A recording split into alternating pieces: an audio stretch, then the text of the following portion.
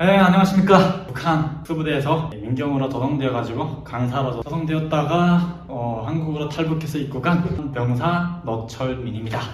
잘 부탁드립니다. 예. 북한에서 엄청 어려운 삶을 살았다고 하시는데 북한 사람들이라면 대부분 다 가서 하시는 얘기들이 다 어렵다, 어렵게 생활했다, 이렇게 탈북 과정도 되게 어려웠다, 생활 환경부터 해가지고 학교 생활이라던가 여러 부분들에서 많이 그걸 얘기하시는 것 같더라고요. 그런 분들이 이제 많이 하시는 얘기가 고생했다는 얘기? 저도 긴장감이 많이 넘쳤지만 나도 많이 때 뉴스기사도 많이 났었고 또 그다음에 38선 넘으면서 이제 긴장감이 그때가 내가 인생 최대의 긴장감이었던 것 같아요. 38선 넘는 건 흔하지 않잖아요. 이게 38선이라는 게 어떻게 보면은 지뢰 매설지잖아요. 반보병 지뢰가 있고 그다음에 탱크 지뢰가 있어요. 근데 우리 쪽에는 이제 통일전망대였나? 그게 무지개 전망대였던가 그게? 무지개 전망대라고 이제 절경이에요 앞에가. 근데 그 경계선이 없다 보니까 탱크 지뢰랑 이제 막 섞이고 그다음에 막 이제 물이 막 불고 하면은 반보병 지뢰가 탱크 지뢰 쪽으로 막 밀려 내려와요. 그러다 보니까 이제 탱크 지뢰 쪽으로 간다고 해도 탱크 지뢰 매설지 쪽으로 간다고 해도 이제 반보병 지뢰를 밟을 수 있는 위험성이 되게 높거든요. 그게 이제 겨울철이었잖아요. 이게 겨울철이다 보니까 갈 때도 많이 눕고 눈도 쌓여가지고 그게 이제 많이 감소시켜가지고 무게를 터지지 않았던 것 같은데 뒤를 생각해야 된다고 할까? 예민해진다고 할까? 뒤에도 막 눈이 달린 것 같이 뒤에도 막 이게 외감이 막 뒤에 눈이 달린 것 같이 막 이 감각이 막 살아나고 어떻게든 헤쳐가겠다는 그런 의지가 있다 보니까 그때 무슨 생각이었는지 저도 잘 모르겠어요. 생각이 아예 머릿속이 하였던 것 같아요. 어떻게든 생존을 위한 생각만 있었고 이제 새벽 되니까 되게 막 춥고 그 다음에 막 떨리고 무섭고 하던 상황에서 이제 넘어가는데 그때만큼 끔찍했던 적이 없는 것 같아요. 그리고 이 성기가 껴가지고 막 눈썹에 다 얼었었어요. 그래가지고 입김이 막 나가면 눈앞이 막 안 보일 정도로 막 얼어붙어가지고 그때가 진짜 무서웠던 것 같아요. 군무 서다가 이제 넘어오다 보니까 그 추위를 그대로 안고서 넘어오니까 그러니까 내 체감상은 아마 그때가 영하 몇 도쯤은 아마 내려갔을 걸로 막 그렇게 떨렸던 것 같아요. 그래서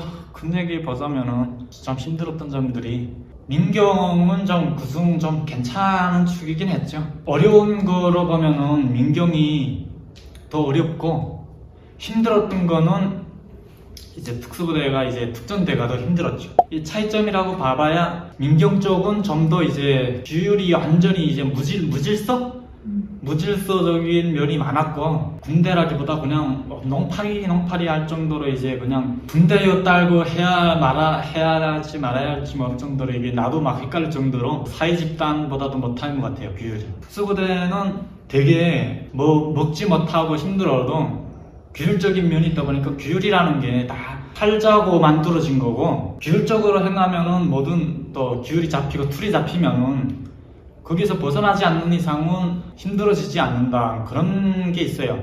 북한 사람들은 맹목적으로 보는 걸 약간 믿는 게 있어요. 규율이 있는 쪽이 아무래도 나한테는 어릴 때부터 규율이라는 걸 받아들이며 살다 보니까 규칙을 지키려고 많이 노력하죠. 그러니까 특수부대가 내 체질에도 맞았던 것 같고 힘들어도 상처나고 막 골마 터지고 얻어 터지고 깨지고 막 무섭고 막 힘들고 해도 그 규율이라는 그게 틀에 잡히니까 사상정신이라고 약간 세뇌가 돼가지고 이 아프도 아픈 게 아니다고 막 그렇게 자기 세뇌를 걸고 나 주변에서도 그런 거 가지고 상처 아니다 이런 식으로 말하니까 나도 상처가 아닌 줄 알았죠.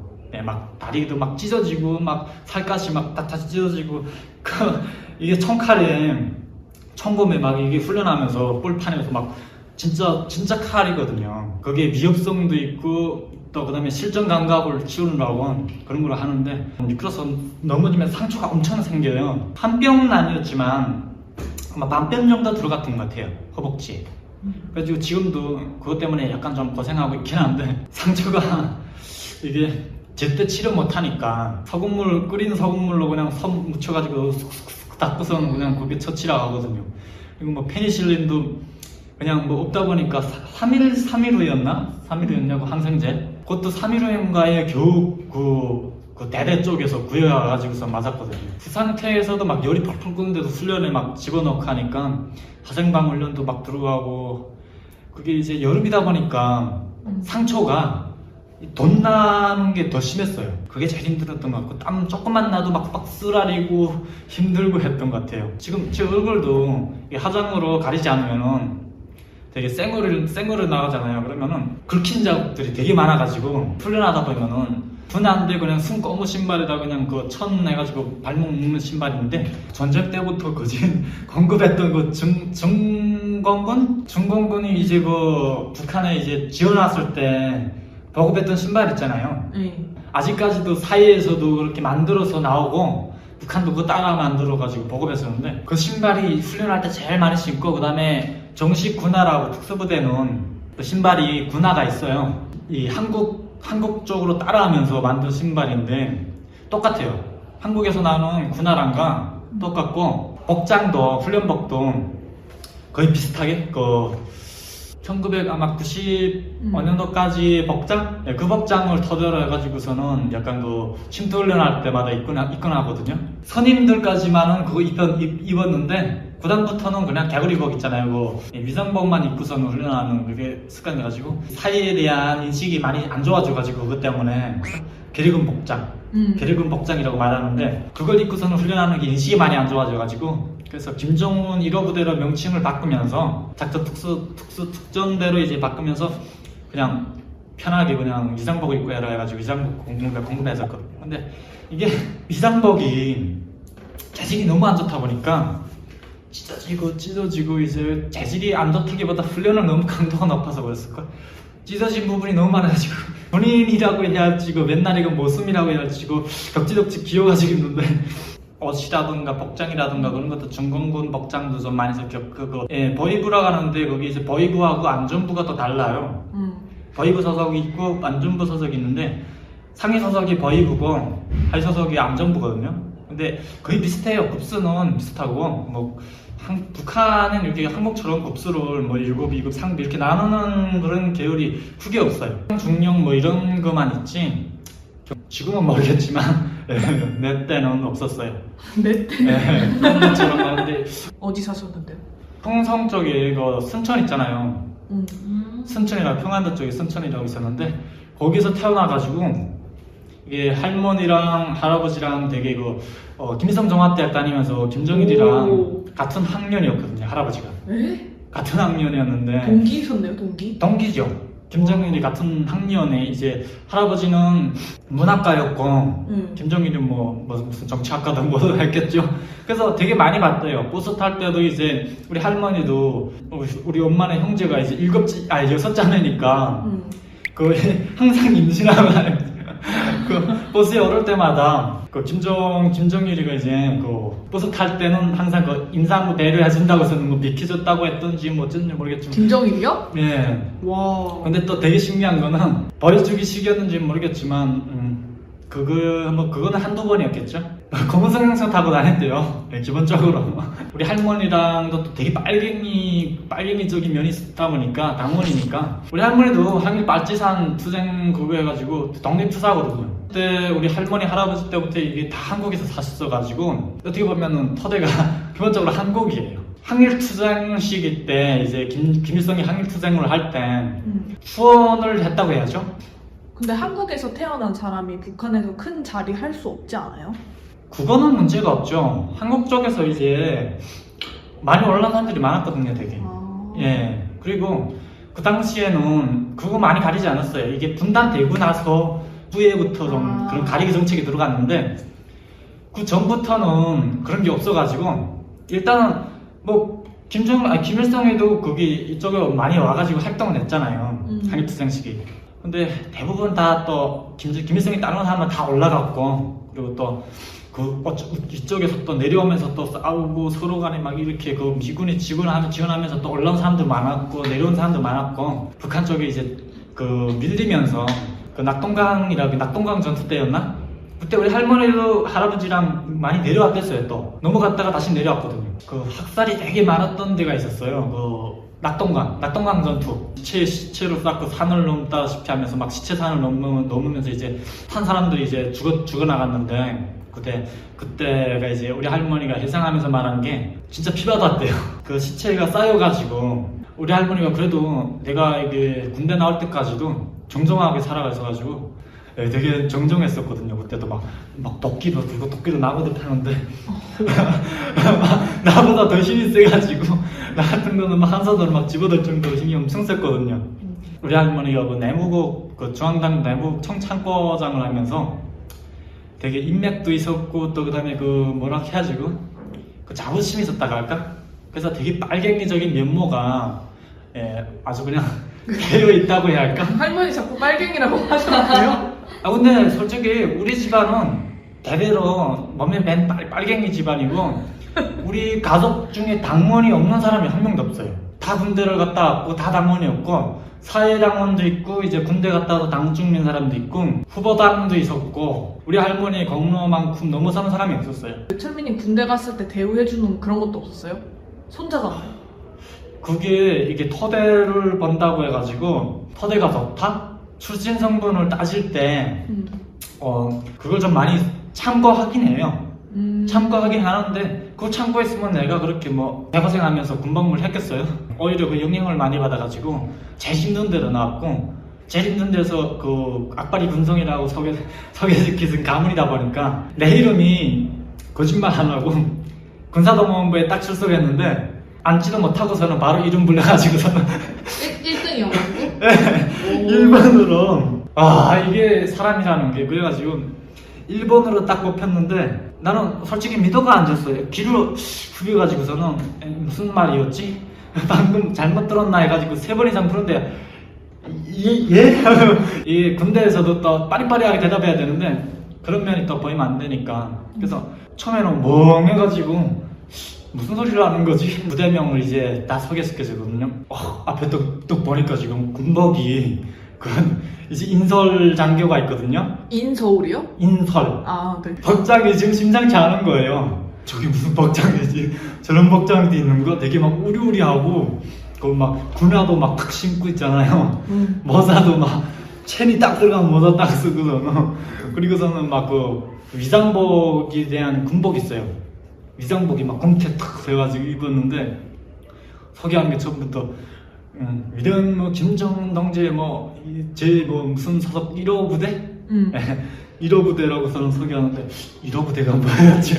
김정자가 들어간 거 보니까 되게 좋은 데 가는가 보다 막 그렇게 생각했어요. 그래서 이거면은 막 진짜 힘들지 않고 이제는 인생 폈다 생각했는데 갑자기 그런 게 있어요. 들어가기 전에 말하는 중명서 같은 게 있어요. 군인들이 군인 중소가 있는데 특수작전부대라고 써있는 거예요. 그래서 특수작전부대가 뭡니까 하니까 그냥 가보면 알아. 가보면 알아. 가면서 탈병할까봐. 그래가지고서는 약간 기술이라던가 그런 게 있으면은 건투부였다던가 그다음에 특기. 네, 특기죠. 그래서 음악을 좀 잘한다던가 하면은 예술 졸업 뽑히거나 그다음에 눈이 시력이 되게 좋아가지고 북한에서 이제 학교 때면은 저거 하거든요. 군사훈련을 받는데 5학년 때 군사훈련 받으면은 5학년인 게 아니라 이제 중2라고 해야 되나 여기는? 중2 때 군사훈련을 받거든요. 그리고 그냥 조기대 훈련처럼 이제 훈련을 하는데 예비군 훈련처럼 북한도 이제 고등학생에서 이제 하거든요. 근데 고2가 되네요. 그러면 고2 때 아니면 고1 때인가 훈련을 하거든요. 그 훈련을 받으면은 되게 그 점수 평가를 하는데 거기도 이제 군대 나갈 때 반영이 돼요. 내가 그때 눈 시력이 너무 좋아가지고 사격훈련에 이제 사격평가에서 학교 때 사격평가에서 최상호가 거기 이제 30점인데 3발을 사격해가지고 10점 만점으로 들어가는데 한 발에 30점에 우 받았어요.